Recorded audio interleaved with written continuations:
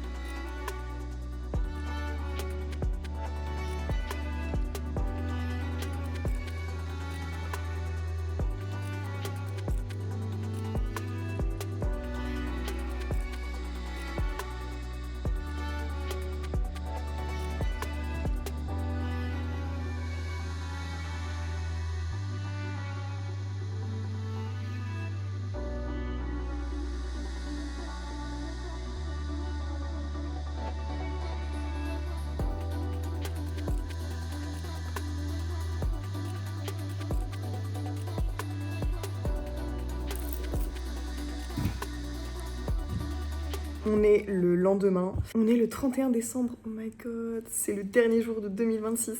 Je suis sûre que vous allez vous moquer de moi parce que pour vous c'est genre une période random, mais pour moi c'est vraiment très important. C'est vraiment le symbole d'un renouveau, d'une nouvelle ère, c'est le moment de mettre en place des nouvelles choses, de devenir meilleur, etc. Enfin, bref, pour moi c'est vraiment un moment spécial. Bref, ce que je voulais vous dire c'est que hier ma journée c'était assez cool. J'ai fini ma session de travail vers 18h il me semble, je suis restée assez longtemps au café. J'ai traîné, hein, franchement, j'ai pris mon temps. J'ai pas fait grand chose, j'ai surtout fait le carrousel là que je vous ai montré. Je l'ai posté d'ailleurs, je vous montrerai le résultat ici à l'écran. Mais ça m'a fait trop plaisir de faire ça, c'était une très très bonne idée. Ça m'a permis de vraiment visualiser sur quel genre de projet je voulais travailler. Et ça m'a encore plus donné envie de me donner à 100% pour réussir à travailler avec ce genre de clients qui ont ce genre de projet d'une assez grosse envergure. Et du coup, ouais, ça m'a assez boosté, ça m'a assez motivé. J'ai trouvé que c'était un concept sympa. Le focus sur mes projets de rêve, c'est vraiment des projets pour des lieux physiques. Parce que je travaille beaucoup avec des entrepreneurs qui sont dans le digital, des coachs, etc. J'adore, franchement, je suis très familière avec cet environnement-là, donc j'aime beaucoup ce genre de projet. Mais là, j'avoue que pour 2026, j'ai pas mal envie de travailler sur des projets physiques. C'est trop gratifiant et trop agréable de voir ces créations qui prennent vie dans un lieu où tu peux entrer, où il y a une devanture, enfin des trucs tangibles quoi. Donc c'est ce genre de projet-là que j'ai envie de plus creuser en 2026. J'ai notamment envie de faire une boulangerie et de travailler avec un bar, travailler avec un bar fancy, un peu stylé. C'est vraiment mon objectif et c'est mon goal, enfin c'est mon projet client de rêve ultime. Et je me suis aussi noté que je voulais refaire du packaging pendant une période. J'ai fait beaucoup de packaging et j'ai pas envie de perdre la main parce que je sais que c'est quelque chose qui est assez difficile et assez redouté de certains graphistes parce que je pense que ça doit être difficile. Moi j'avoue que j'ai appris solo et j'avais pas cette notion du fait que ça pouvait être difficile, etc., d'être en contact avec l'imprimeur, avec le fournisseur, avec le produit. Enfin, c'est vrai quand tu travailles sur du packaging, t'es pas solo face à ton ordi, là tu dois travailler avec d'autres intermédiaires. Donc c'est vrai que ça prend une dimension un peu plus challengeante. Mais moi j'avais kiffé, j'avais beaucoup aimé faire ce genre de projet-là et du coup j'ai envie d'en refaire là pour cette nouvelle année. Donc voilà, c'est tout ce que j'ai mis dans ma petite wishlist. D'ailleurs, allez voir ma publication et allez me suivre sur Instagram si c'est toujours pas fait. Pour le programme, là, ça va être une journée de chill. Là, honnêtement, ces derniers jours de 2025, c'est très chill parce que j'ai fini tout ce que j'avais à faire. Là, j'attends juste les projets clients de 2026. Et c'est tout, quoi. Donc, je prends du temps pour moi, je me réveille tard, je me couche tard. Ça fait du bien, en vrai. Là, on va aller faire des courses parce que ce soir, on reçoit pour le Nouvel An. Et j'ai vu aussi que je venais de recevoir une demande pour un appel découverte pour une entrepreneur qui voudrait potentiellement réserver une prestation fondation avec moi. Donc, je vais voir un petit peu ce qu'il en est. Je sais pas si je vais lui répondre aujourd'hui ou peut-être je vais attendre la fin des fêtes. Et aussi, je dois relancer une cliente pour qu'elle remplisse le questionnaire stratégique parce qu'on a bientôt une prestation ensemble. Elle a toujours pas répondu au questionnaire et moi j'ai besoin d'avoir ses réponses en amont de la prestation pour que je puisse commencer à brainstormer. C'est ma prestation mini-budget, donc c'est ça le process. J'ai besoin de ces réponses une semaine avant et comme ça moi je peux me pencher dessus, je peux regarder un petit peu de quoi il s'agit, ses envies, ses ambitions, son mood board. Et comme ça, je peux la recontacter si jamais j'ai des questions avant de commencer la prestation. Donc, je dois la relancer pour ça et puis après, je vous reprends.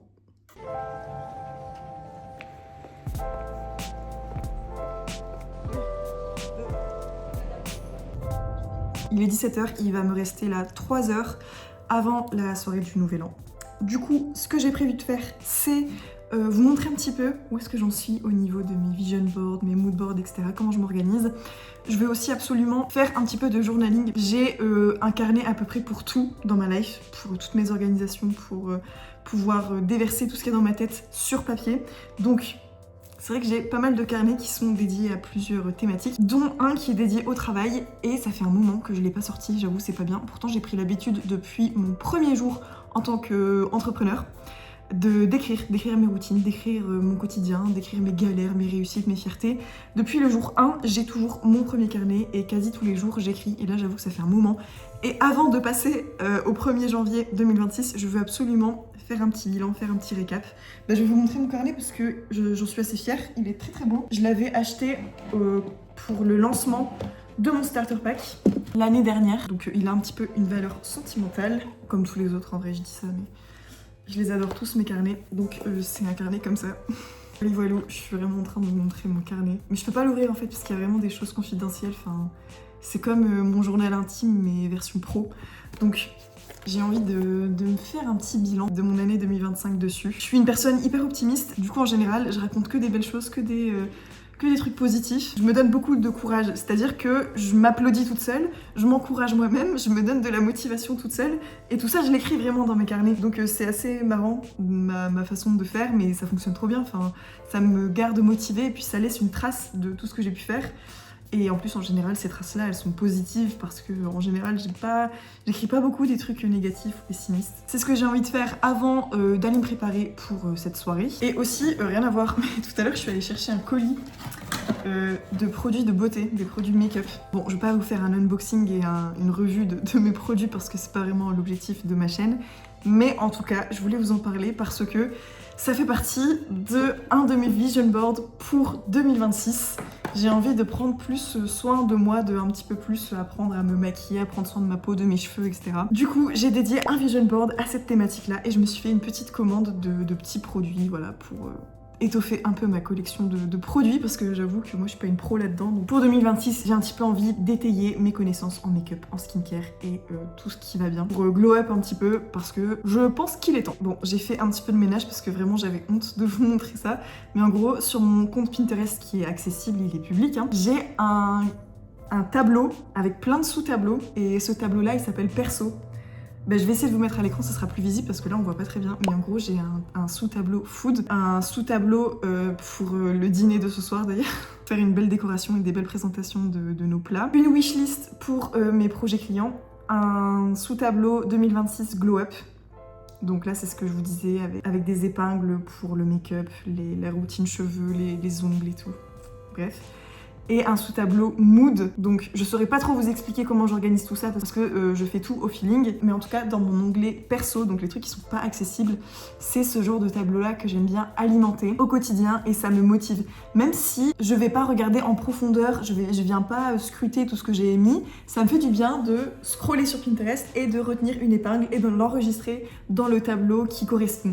Je sais pas s'il y a des gens qui vont se reconnaître dans ce que j'explique là, mais moi ça me fait beaucoup de bien de me dire ok, ce projet client là il me parle, je veux qu'il aille dans mon tableau. C'est comme si je me l'approprie en fait et du coup ça devient beaucoup plus réalisable, beaucoup plus atteignable. Bon, peut-être que j'ai l'air d'une folle, mais en tout cas moi c'est ce genre de choses qui me rendent très heureuse et surtout en fin d'année pour tout ce qui est nouveaux objectifs, etc. Vous avez compris la chanson je pense. J'ai aussi un tableau dessin parce que en fait cette année je me suis mise au dessin, c'était une de mes résolutions.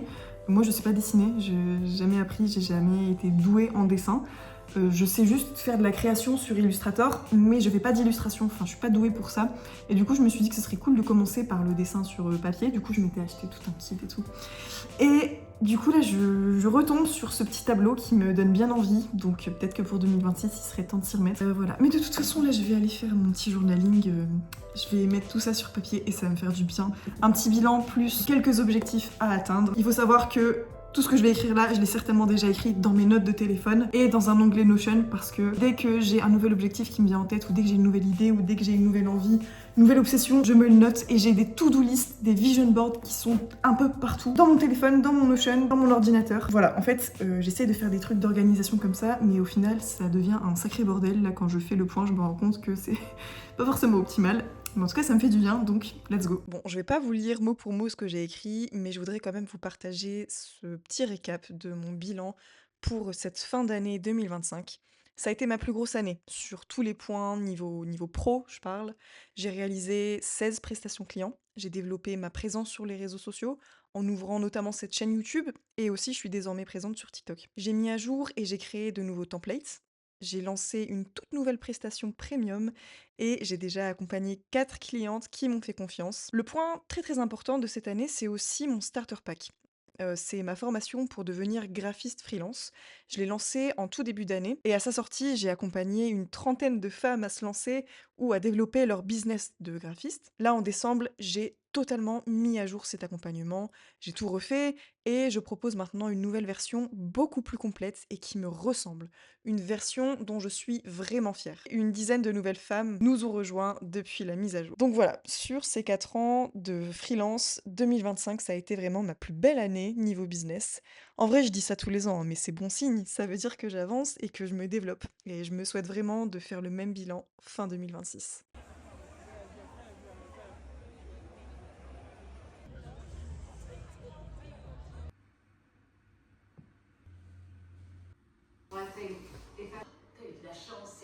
Je vous souhaite à tous et à toutes une excellente année 2026.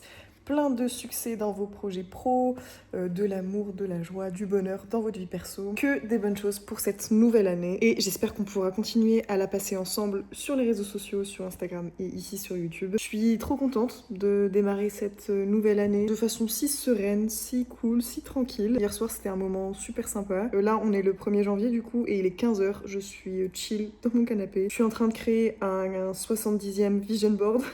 Parce qu'en fait, je me suis rendu compte que j'avais pas de fond d'écran pour mon ordinateur.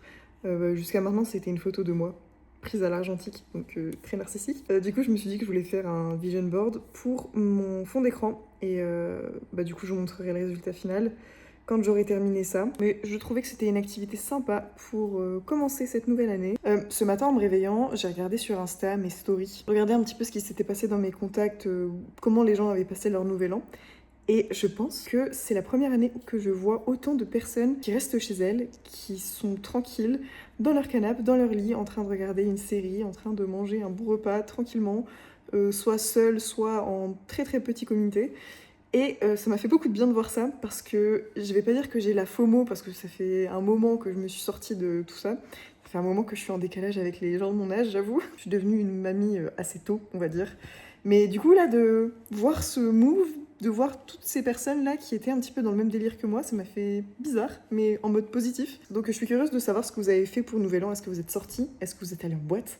Est-ce que vous avez juste fait un dîner tranquille? Est-ce que vous étiez en famille, entre amis ou juste solo? Ça m'intéresse de voir si ce que j'ai vu sur Instagram et sur les réseaux, c'est représentatif d'une majorité ou si c'est vraiment juste une petite niche et que c'est juste moi qui follow des personnes qui sont un peu dans la même vibe que moi. Je suis en train de répondre à quelques messages que j'ai reçus sur Instagram parce que là, je viens de terminer une grosse période, une grosse phase de lancement, de relancement plutôt, de mon starter pack, vous savez, mon accompagnement pour devenir graphiste. Et en fait, il y a plusieurs personnes au quotidien qui me rejoignent sur Instagram, qui s'abonnent à mon compte et du coup qui me découvrent et qui savent pas trop de quoi je parle quand je parle du starter pack, mon accompagnement. Et du coup, je me suis dit que ce serait sympa aussi de faire un mini point sur ce que c'est le starter pack ici sur YouTube. En 1 minute, je vous pitch le truc, c'est ma formation, mon accompagnement vidéo pour se lancer en tant que graphiste freelance ou alors pour relancer son activité quand on est graphiste et qu'on stagne, qu'on n'arrive pas à avoir de clients, qu'on n'arrive pas à se rendre visible, quand on a l'impression de ne pas avoir les bonnes méthodes. Donc ça fonctionne aussi si tu es déjà lancé. C'est une formation qui est composée de 9 modules et dedans j'explique absolument tout de A à Z. Comment se lancer, comment créer son entreprise de façon juridique, donc sous la forme d'une micro-entreprise, comment on crée tout ça, comment on crée sa marque, sa propre marque, au-delà du juridique, donc son positionnement, son ADN, son storytelling, comment on crée ses prestations, comment on fixe ses prix, comment on détermine son client idéal, aussi comment on va réussir à communiquer tout ça, communiquer sur les réseaux sociaux notamment, comment on arrive à trouver nos clients. Je fais vraiment un gros focus sur la partie inbound marketing parce que moi c'est ma stratégie, c'est-à-dire que je ne vais jamais prospecter, je n'ai jamais prospecté, c'est seulement de la création de contenu. Donc quand je dis seulement, je mets des gros guillemets parce qu'il y a toute une méthode pour ça. Et tout ça, je l'explique dans le starter pack. Donc c'est vraiment un accompagnement 360. C'est l'accompagnement le plus complet pour pouvoir se lancer dans le graphisme quand on veut devenir graphiste indépendant. Même si on part de zéro, c'est pas du tout une formation qui va aborder par contre toute la partie apprentissage des logiciels, apprentissage des grands principes de design graphique, comment créer un logo, comment associer les couleurs. Moi, c'est pas cette partie-là que j'aborde dans ma formation, c'est vraiment la partie entrepreneuriat, business, communication, comment vivre du graphisme. Voilà, j'espère que j'ai été claire et que ça peut donner envie de rejoindre mon programme parce qu'il est vraiment ultra complet. J'ai mis toute mon âme, toute ma force, toutes mes connaissances et mon expérience que j'ai pu acquérir pendant mes 4 ans d'entrepreneuriat. J'en ai fait des choses. Tout ça, je l'ai injecté dans mon programme. Il y a déjà une 40aine de personnes qui font partie de mon accompagnement, qui sont trop satisfaites. J'ai des trop bons retours. Donc voilà brièvement à quoi correspond le starter pack.